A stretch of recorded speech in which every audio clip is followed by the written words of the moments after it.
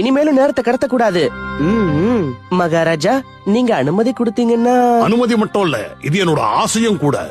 ஜிம்பாராவை தோக்கடிச்சிட்டு தான் நீ இங்க திரும்பி வரணும். உடனே கிளம்ப பீம், உன் மேல எனக்கு முழு நம்பிக்கை இருக்கு. சோட்டா பீம் மற்றும் கிருஷ்ணனுக்கு எதிராய் ஜிம்பாரா, சிம்பாரா. சோட்டா பீம் மற்றும் கிருஷ்ணனுக்கு எதிராய் ஜிம்பாரா.